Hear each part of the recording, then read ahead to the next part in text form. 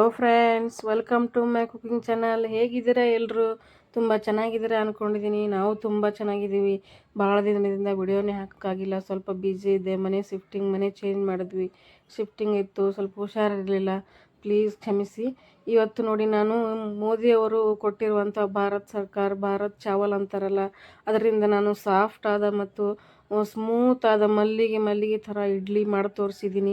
ನೋಡೋಣ ಬನ್ನಿ ಹೇಗೆ ಮಾಡೋದಂತ. ಅದಕ್ಕೂ ಮೊದಲು ಇವೇ ನೋಡಿ ಭಾರತ್ ಚಾವಲ್. ಇವು 29 ರುಪೀಸ್ ಪರ್ KGಗೆ 29 ರುಪೀಸು.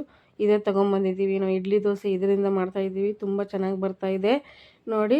ಈ ಗ್ಲಾಸ್ ಟೀ ಕುಡಿತೀವಲ್ಲ, ಕಾಫಿ ಕುಡಿತೀವಲ್ಲ, ಆ ಕಪ್ಪಿಂದ 4 ಕಪ್ ನಾವು ಭಾರತ್ ಚಾವಲ್ ಅಕ್ಕಿ ತೊಗೋತಾ ಇದ್ದೀನಿ ನೋಡಿ. 4 ಕಪ್ ತೊಗೋತಾ ಇದ್ದೀನಿ ನಾನು. ತುಂಬ ಚೆನ್ನಾಗಿರುತ್ತೆ, ತುಂಬ ಸಾಫ್ಟ್ ಅಕ್ಕಿ ಮಾತ್ರ ತುಂಬ ಚೆನ್ನಾಗಿ ಬಂದಿದೆ. ನೀವು ಒಂದ್ಸಲ ಟ್ರೈ ಮಾಡಿ. ಅದೇ ಗ್ಲಾಸಿಂದ 1.5 ಗ್ಲಾಸು ಉದ್ದಿನಬೇಳೆ ತೊಗೋತಾ ಇದ್ದೀನಿ.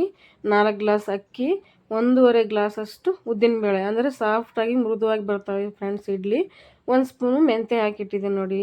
ಆಮೇಲೆ 4 ಗ್ಲಾಸ್ ಅಕ್ಕಿಗೆ 1.5 ಗ್ಲಾಸ್ ಉದ್ದಿನಬೇಳೆಗೆ 1 ಗ್ಲಾಸಷ್ಟು ಸಬ್ಬಕ್ಕಿ ಹಾಕೋತಾ ಇದ್ದೀನಿ ನೋಡಿ. ಸಾಬುದಾಣಿ ಅಂತಾರಲ್ಲ, ಅದೇ ಕಪ್ ಸೈಜಿಂದ 1 ಕಪ್ ಅವಲಕ್ಕಿ ನೋಡಿ. ಈಗ ಚೆನ್ನಾಗಿ ಅಕ್ಕಿನ ನೀರು ಹಾಕಿ ಚೆನ್ನಾಗಿ ತೊಳ್ಕೊಬೇಕು ಫ್ರೆಂಡ್ಸ್, ಯಾಕಂದರೆ ಧೂಳು ಇರುತ್ತೆ ಮತ್ತು ಬಿಳಿ ಕಲರ್ ಬರುತ್ತಲ್ಲ ನೀರು. ಚೆನ್ನಾಗಿ ಕ್ಲೀನ್ ಮಾಡ್ಕೋಬೇಕು. ಇಡ್ಲಿ ಚೆನ್ನಾಗಿ ಸಾಫ್ಟಾಗಿ ಬೆಳ್ಳಗೆ ಬರ್ತವೆ. 4 ಸಲ ಚೆನ್ನಾಗಿ ತೊಳೆದ್ಬಿಟ್ಟು ನೀರು ಹಾಕಿ ನೆನೆಯಕ್ಕೆ ಇಟ್ಬಿಡಿ. ಇದೇ ಥರ ಉದ್ದಿನಬೇಳೆ ಮತ್ತು ಸಬ್ಬಕ್ಕಿ ಎಲ್ಲ ನೀಟಾಗಿ ತೊಳ್ಕೊಬೇಕು. ಎಷ್ಟಾಗುತ್ತಷ್ಟು ಸಲ ತೊಳ್ಕೊಬೇಕು ಫ್ರೆಂಡ್ಸ್, ಅಂದರೆ 3 ಸಲ 4 ಸಲ ತೊಳ್ಕೊಬೇಕು. ಚೆನ್ನಾಗಿ ತೊಳ್ಕೊಂಡ್ರೆ ಇಡ್ಲಿ ಸಾಫ್ಟಾಗಿ ಮತ್ತು ಬೆಳ್ಳಗೆ ನೋಡೋಕ್ಕೂ ಚೆನ್ನಾಗಿರುತ್ತೆ, ತಿನ್ನೋಕ್ಕೂ ಟೇಸ್ಟಿಯಾಗಿರುತ್ತೆ. ತೊಳ್ಕೊಂಡು ಎಲ್ಲ ಚೆನ್ನಾಗಿ ನೆನೆಹಾಕಿ ಇಟ್ಕೋಬೇಕು ಫ್ರೆಂಡ್ಸ್ ನೋಡಿ. ಅವಲಕ್ಕಿ ನಾನು ಹೀಗೆ ನೆನೆಹಾಕ್ತಿಲ್ಲ, ರಾತ್ರಿ ರುಬ್ಬುತ್ತೀನಲ್ಲ, ಅದಕ್ಕೂ ಒಂದು 1/2 ಅವರ್ ಮುಂಚೆ ನಾನು ನೆನೆಹಾಕ್ತಿದ್ದೀನಿ ನೋಡಿ. ಇನ್ನೇನು ರುಬ್ತೀನಿ ನಾನು ಒಂದು 1/2 ಅವರ್ ಮುಂಚೆ ಅವಲಕ್ಕಿ ನೆನೆಯಕ್ಕೆ ಇಡ್ತಾಯಿದ್ದೀನಿ. ಬೇಗ ಸಾಫ್ಟ್ ಆಗಿಬಿಡ್ತವೆ ಅವಲಕ್ಕಿ ನೋಡಿ. ತೊಳೆದ್ಬಿಟ್ಟು ನೆನೆಯಕ್ಕೆ ಇಟ್ಟಿದ್ದೀನಿ. ಒಂದು 1/2 ಅವರ್ ನೆನೆಯಕ್ಕೆ ಇಡಿ ಸಾಕು, ರುಬ್ಬೋಕ್ಕಿಂತ ಮುಂಚೆ. ಈಗ ನೋಡಿ ರುಬ್ತಾಯಿದ್ದೀನಿ, ಅಂದರೆ ಇಷ್ಟು ಚೆಂದ ಸಾಫ್ಟಾಗಿ ನೆನೆದಿದೆ ಅವಲಕ್ಕಿ. ಈಗ ನೋಡಿ, ಫಸ್ಟ್ ಅವಲಕ್ಕಿ ಮತ್ತು ಸಾಬುದಾಣಿ ನುಣ್ಣಗೆ ರುಬ್ಕೋಬೇಕು ಫ್ರೆಂಡ್ಸ್. ಎಷ್ಟು ಚೆನ್ನಾಗಿ ಅಕ್ಕಿ, ರೇಷನ್ ಅಕ್ಕಿ ಅಂತಾರಲ್ಲ, ಆ ಅಕ್ಕಿನಿಂದ ಇಡ್ಲಿ ಮಾಡಬೇಕಂದ್ರೆ ಎಷ್ಟು ಚೆನ್ನಾಗಿ ರುಬ್ತೀರಾ ಅಷ್ಟು ಚೆನ್ನಾಗಿ ಇಡ್ಲಿ ಬರ್ತವೆ ಫ್ರೆಂಡ್ಸ್.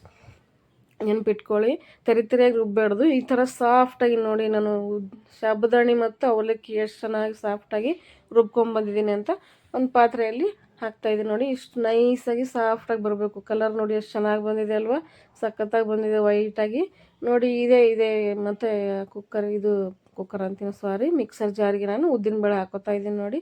ಎಲ್ಲ ಉದ್ದಿನಬೇಳೆ ಹಾಕೋತಾ ಇದ್ದೀನಿ. ಅದಕ್ಕೆ ಇನ್ನೊಂದು ಸ್ವಲ್ಪ ಅಕ್ಕಿ ಸೇರಿಸ್ತಾ ಇದ್ದೀನಿ. ನುಣ್ಣಗೆ ರುಬ್ಕೋಬೇಕು ಫ್ರೆಂಡ್ಸ್. ಈ ಥರ ರುಬ್ಬೋದ್ರಿಂದ, ಅಕ್ಕಿ ಮತ್ತು ಉದ್ದಿನಬೇಳೆ ರುಬ್ಬೋದ್ರಿಂದ ಸಾಫ್ಟಾಗಿ ಮತ್ತು ಹಿಟ್ಟು ಜಾಸ್ತಿ ಹುಳಿ ಆಗಲ್ಲ ಫ್ರೆಂಡ್ಸ್. ಹುಳಿ ಆದರೆ ಚೆನ್ನಾಗಿರಲ್ಲ ಇಡ್ಲಿ ನೋಡಿ. ನಾನು ನಿಮ್ಮ ಮುಂದೆ ನೋಡಿ ನಿಮ್ಗೆ ಗೊತ್ತಾಗುತ್ತೆ ನೋಡಿ. ಇಷ್ಟು ನೈಸಾಗಿ ರುಬ್ಕೋಬೇಕು ಫ್ರೆಂಡ್ಸ್. ಎಷ್ಟು ಚೆನ್ನಾಗಿ ರುಬ್ಕೋತೀರಾ, ಎಷ್ಟು ನೈಸಾಗಿ ರುಬ್ಕೋತೀರಾ ಅಷ್ಟು ಇಡ್ಲಿ ಸಾಫ್ಟಾಗಿ ಮತ್ತು ಉಬ್ಬುತ್ತವೆ ಮತ್ತು ಚೆನ್ನಾಗಿ ಟೇಸ್ಟಿಯಾಗಿ ಬರ್ತವೆ ಫ್ರೆಂಡ್ಸ್ ನೋಡಿ. ಅದೇ ಪಾತ್ರೆಗೆ ಹಾಕೋತಾ ಇದ್ದೀನಿ ನಾವು ಸಾಬುದಾಣಿ ಮತ್ತು ಅದು ಅವಲಕ್ಕಿ ಹಾಕಿದ್ದೀವಲ್ಲ, ಅದೇ ಪಾತ್ರೆಗೆ ಅಕ್ಕಿ ಉದ್ದಿನಬೇಳೆ ರುಬ್ಬಿರೋದು ಹಾಕಿದ್ದೀನಿ. ಈಗ ಉಳಿದಿರೋ ಅಕ್ಕಿನ ಚೆನ್ನಾಗಿ ಹಾಕಿ ಎಲ್ಲ ನುಣ್ಣಗೆ ರುಬ್ಕೊಂಬನ್ನಿ ಫ್ರೆಂಡ್ಸ್. ಎಲ್ಲ ನೋಡಿ ಎಷ್ಟು ಸಾಫ್ಟಾಗಿ, ಪ್ರತಿಯೊಂದು ನಾವು ಸಾಫ್ಟಾಗಿ ರುಬ್ಬಿದ್ದೀನಿ ಫ್ರೆಂಡ್ಸ್.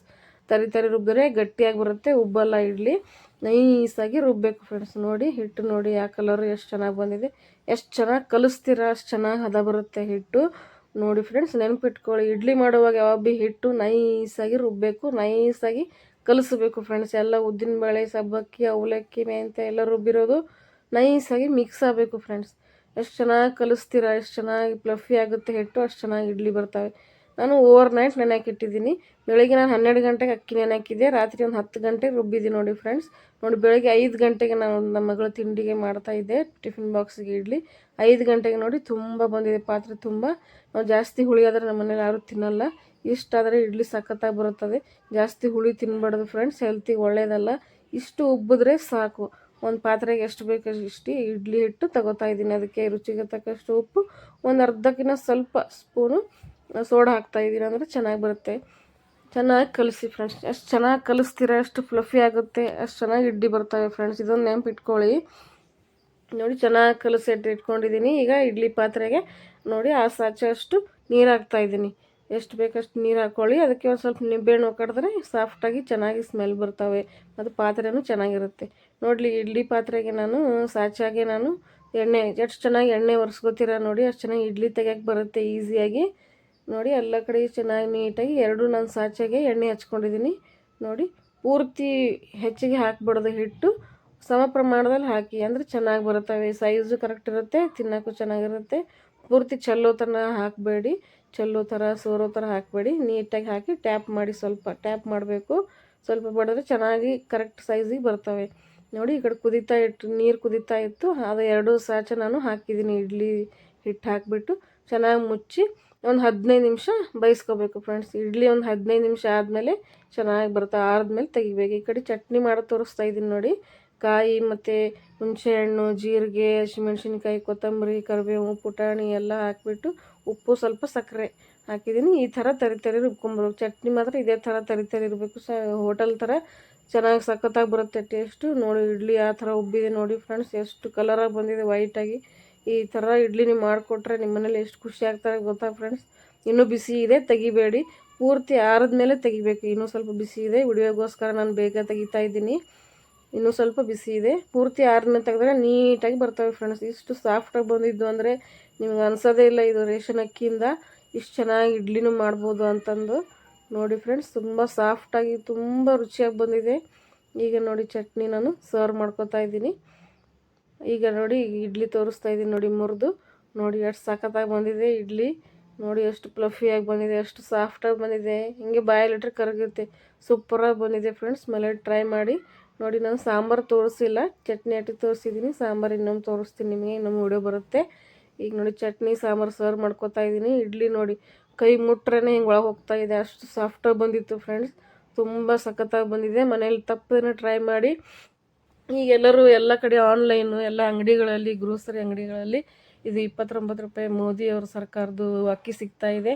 ಎಲ್ಲರೂ ತೊಗೋಬೋದು, ಈಸಿಯಾಗಿ ಸಿಗುತ್ತೆ. ಈಗೇನು ತೊಗೊಂಡು ಮಾಡಿ ಫ್ರೆಂಡ್ಸ್. ನಿಮ್ಗೆ ಅನ್ಸೋದೇ ಇಲ್ಲ ರೇಷನ್ ಅಕ್ಕಿಯಿಂದ ಇಷ್ಟು ಸಾಫ್ಟಾದ ಮತ್ತು ಟೇಸ್ಟಿಯಾದ ಇಡ್ಲಿ ಮಾಡ್ಬೋದು ಮನೆಯಲ್ಲಿ ಅಂತಂದು. ನೋಡಿ ಎಷ್ಟು ಸಖತ್ತಾಗಿ ಬಂದಿದೆ. ಈ ಚಟ್ನಿ ಸಾಂಬಾರು ಇಡ್ಲಿ ಜೊತೆ ತಿಂದರೆ ಹಾಗೆ ಕಳೆದು ಹೋಗ್ತೀರಾ. ಮನೇಲಿ ಮಾಡಿ ಫ್ರೆಂಡ್ಸ್, ಮಾಡಿ ಕಮೆಂಟಲ್ಲಿ ತಿಳಿಸಿ. Thank you for watching friends.